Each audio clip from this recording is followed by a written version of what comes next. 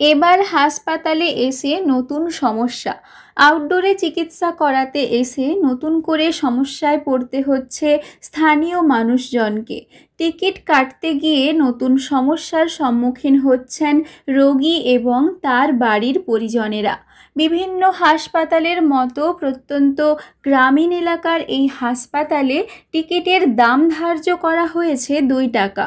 তবে টাকা ধার্য হওয়ায় যতটা না সমস্যায় পড়তে হয়েছে সাধারণ মানুষকে, বেশি সমস্যায় পড়তে হয়েছে খুচরো পয়সা নিয়ে।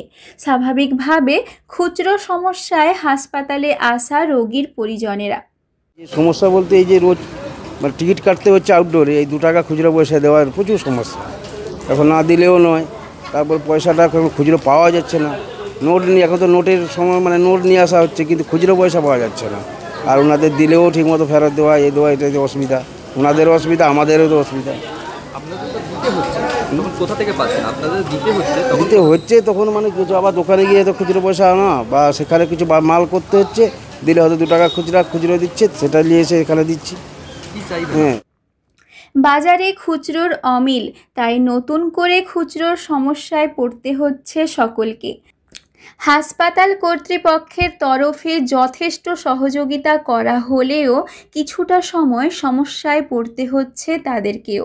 জানা গিয়েছে বিভিন্ন সরকারি হাসপাতালের মতো পশ্চিম মেদিনীপুরের বেলদা সুপার স্পেশালিটি হাসপাতালে নতুন করে টিকিটের দাম ধার্য করা হয়েছে 2 টাকা। সেক্ষেত্রে আউটডোর চিকিৎসা করতে আসা সকলকে 2 টাকা দিয়ে টিকিট কেটে তবে চিকিৎসকের কাছে যেতে পারবে। আর এতেই নতুন করে সমস্যার সৃষ্টি হয়েছে। তার কারণ 2 টাকা দিতে গিয়ে সমস্যা তৈরি হচ্ছে। কেউ দিচ্ছেন 10 টাকা বা 20 টাকা।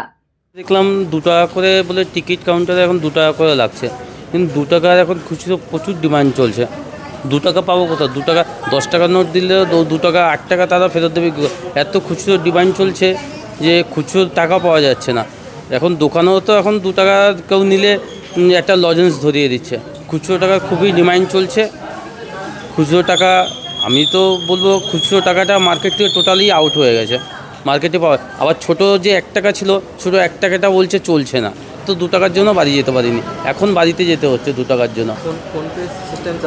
এবার যদি অনলাইন সিস্টেম হয় খুবই ভালো হতো, কিন্তু খুবই ভালো হলে হবে কী করে? আমি অনলাইন করবো, কিন্তু আমার বাবা মা কী করে অনলাইন করবে? তারা তো অনলাইনে তাদের ব্যবস্থা নেই। অর্থাৎ খুচরোর সমস্যায় নাজেহাল হতে হচ্ছে হাসপাতাল কর্তৃপক্ষ থেকে সাধারণ মানুষকে। বর্তমানে স্থানীয় বাজারে কমেছে খুচরো পয়সার সংখ্যা। স্বাভাবিকভাবে এই টিকিট কাটতে গিয়ে সমস্যায় পড়তে হচ্ছে সকলকে। হাসপাতাল সূত্রে খবর, যতটা সম্ভব হাসপাতাল কর্তৃপক্ষ এই খুচরোর যোগান দিচ্ছে, তবে বেশ কিছু জায়গায় সমস্যাও সৃষ্টি হচ্ছে। আরও জানা গিয়েছে, একবার টিকিট কাটলে পরবর্তীতে টিকিট রিনিউয়ালের ক্ষেত্রে কোনো পয়সা লাগছে না। তবে প্রতিদিন প্রায় শতাধিক মানুষ আসেন চিকিৎসা করানোর জন্য। স্বাভাবিকভাবে খুচরো পয়সা নিয়ে তাদের বেশ বেগ পেতে হচ্ছে।